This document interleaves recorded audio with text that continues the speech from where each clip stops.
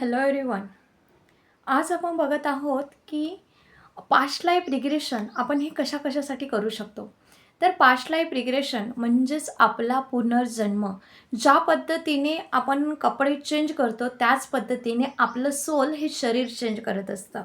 तर आपलं शरीर हे मृत होत असतं, पण आपला आत्मा जो आहे तो परत परत परत रिबर्थ होत असते, म्हणजे त्याचा जन्म होत असतो. आपण म्हणूनच म्हटलं जाते की सोल जे आहे, सोल म्हणजेच आत्मा. आत्मा जी आहे ती आत्मा अमर आहे. आपण ज्या पद्धतीने समजा, जर मी हे कपडे चेंज करून दुसरे कपडे परिधान केले, तर ही जी इथे बसलेली त्रिशिला आहे ती चेंज होणार नाही आहे. फक्त तिचे कपडे चेंज झालेले आहे, ती स्वतः जी आहे ती तशीच राहणार आहे.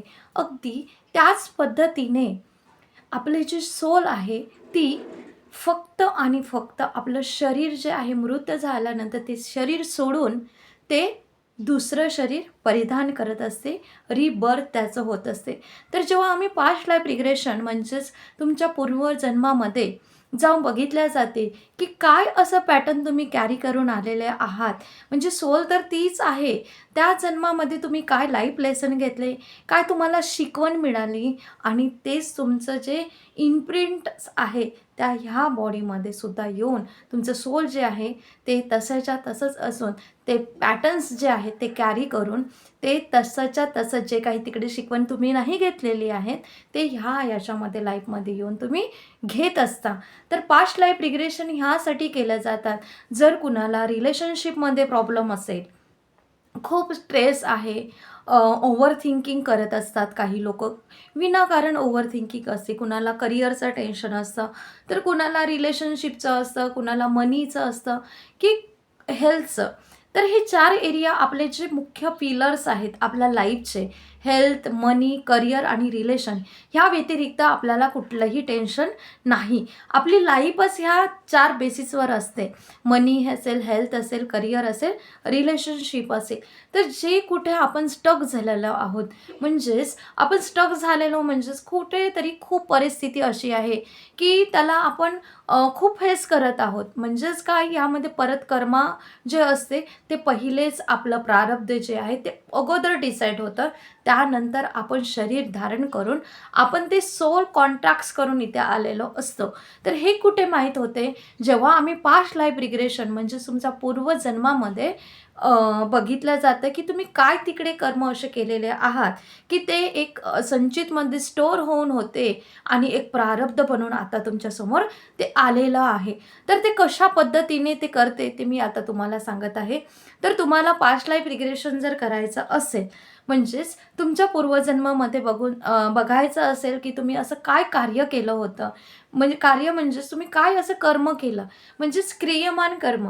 आता चालत आहात, बोलत आहात, कार्य करत आहात, तर ते काय झालं तुमचे क्रियमान कर्म.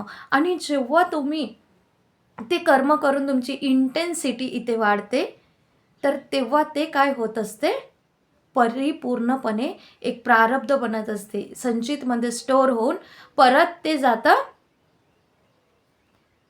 प्रारब्ध बनत असतं. संचितमध्ये स्टोअर होऊन राहतं आणि जेव्हा फळ पकवून बाहेर येतं, ते एक प्रारब्ध बनून आपल्यासमोर येत असतं. तर हे अशा पद्धतीने कार्य जे केलेले असतात, तर कुठेतरी लाईफ लेसन आपण घेत असतो, किंवा लाईफ लेसन घेऊन किंवा ती शिकवण घेऊन आपण परत ह्या लाईफमध्ये आपण जी सोल आहे, ती सोल शरीर त्यागून परत एक शरीर धारण करून असते. तर जेव्हा आम्ही पास्ट लाईफमध्ये बघतो, तर कुणी मेल असतं, कधी कुणी फिमेल असतं. तर कधी-कधी काय होतं, सेम भूमिका ह्या लाईफमध्ये ते करत असतात. पण त्या लाईफमध्ये म्हणजेच पास्ट लाईफमध्ये जर एखाद्या स्त्रीने कुणाचा खूप छळ केला आहे किंवा आपल्या नवऱ्याला खूप असं ब्लेमिंग गेम खेळला आहे, तर तीच एक पुरुष म्हणून जन्माला येते आणि नंतर तिचं जे पती आहे तेच सोल परत इकडे येऊन सुद्धा ते एक जे असतं की जे आपण पेरून ठेवलेलं आहे, ते आपण एक कर्म म्हणून भोगत असतो. तर ते भोगूनच द्यावं लागतं. ते कधी कर्म कोणाला माफ नाही झालेला आहे. कधी देवांनाही माफ नाही झालं, तर आपण तर मनुष्य आहोत. आपल्याला कसं काय माफ होणार आहे? तर अगदी त्याच पद्धतीने जे आहे कर्म ते भोगून द्यावंच लागत असतं. तर अगदी त्याच पद्धतीने जे कर्म करून ठेवलेलं आहे तर ते पॅटर्न्स इकडे कॅरी होतात आणि ते सुद्धा त्यांनी बघून देत असतात. तर असे फेसेस खूप असे असतात. कुणाचं डायव्होर्सपर्यंतचं केसेस गेलेले असतात रिलेशनशिपमध्ये. कधी बहीण भावाचं नातं बिघडलेलं असतं, कधी सिस्टर इन लॉ सोबतचं असतं, कधी सासूसोबतचं असतं. असे कित्येक असे रिलेशनमध्ये गुंता असेल, हेल्थमध्ये खूप सारे इश्यूज असेल. माझ्याकडे तुम्हाला एक रिअल केस सांगते. माझ्याकडे दुबईचा एक क्लायंट आला होता. त्यांनी त्यांचं पास्ट लाईफ रिग्रेशन जेव्हा करण्यात आलं, त्यांना किडनीचा इश्यूज होता आणि सिस्टर इन लॉ आणि मदर इन लॉसोबत त्यांचं रिलेशन बिल्डअप नव्हतं. खूप सारे दवाखाने केले, ग्रासून गेलं, तरी पण मेडिसिन घेण्यापुरतं ते तात्पुरतं व्हायचं. परत मेडिसिन बंद झाल्या, की ते परत परत उद्गारून यायचं.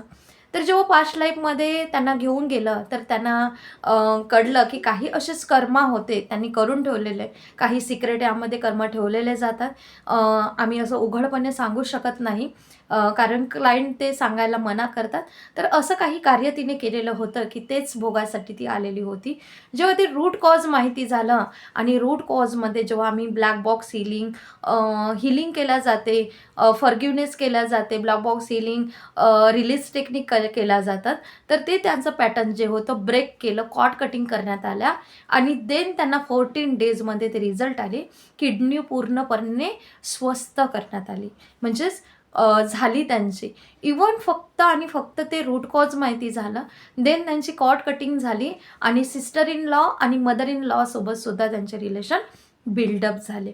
अशा पद्धतीने ते रूट कॉज माहिती करून आपण जे काही केलेलं आहे, काही शिकवण आहे, PLRमध्ये सुद्धा तेव्हाच येतात जेव्हा तुम्ही ते प्रारब्ध भोगून झालेलं आहे आणि तुम्हाला युनिव्हर्सने यामध्ये निवडून तुम्हाला तिथपर्यंत पोहोचवल्या जाते. हा व्हिडिओसुद्धा त्याच लोकांपर्यंत चालला जाईल की ज्या लोकांना फक्त आणि फक्त त्यांचे कर्म हील होण्याला आले आहेत.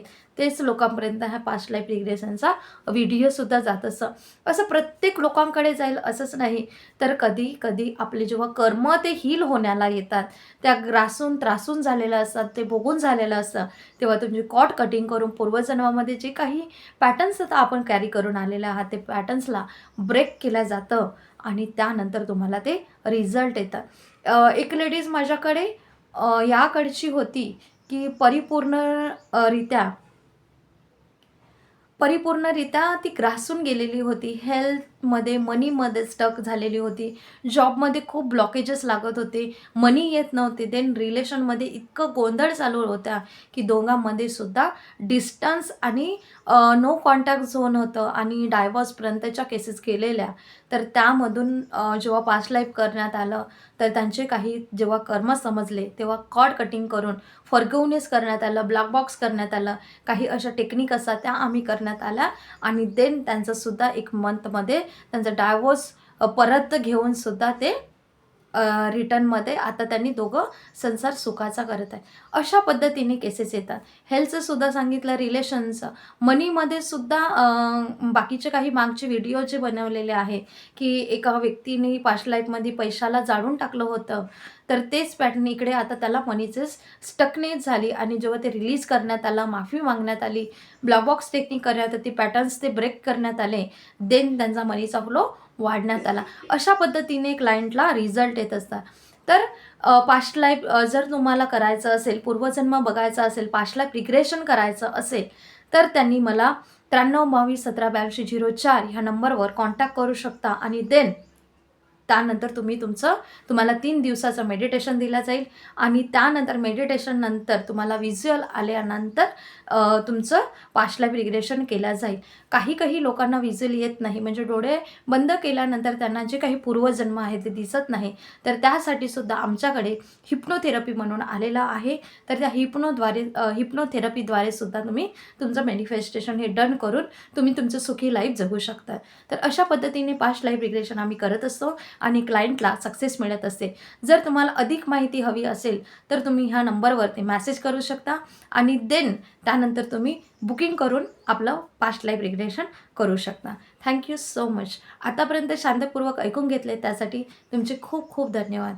हा व्हिडिओवर नवीन असला तर जरूर या व्हिडिओला लाईक करा. नवीन जर चॅनलवर असणार तर चॅनलला सबस्क्राईब करा आणि जास्तीत जास्त लोकांपर्यंत पाठवा, शेअर करा. त्यांच्या लाईफमध्ये जर हे एक गोष्ट गेली आणि ते लाईफमध्ये स्टक असतील आणि हा व्हिडिओ त्यांच्या लाईफमध्ये एक अमॅझिंग सक्सेस जर घेऊन येत असेल, तर ती ब्लेसिंग तुमच्यापर्यंत पोहोचते. त्यासाठीच युनिव्हर्ससुद्धा तुम्हाला भरभरून ब्लेसिंग देतं, त्यांचीसुद्धा ब्लेसिंग मिळतात आणि देन तुमचीसुद्धा लवसुकी लाईफ होत असते. तुमचं अप्रिशिएशन आमच्यासाठी खूप महत्त्वाचं आहे. तर नक्कीच कमेंट करा आणि चॅनलला सबस्क्राईब करा. Thank you so much. God bless you.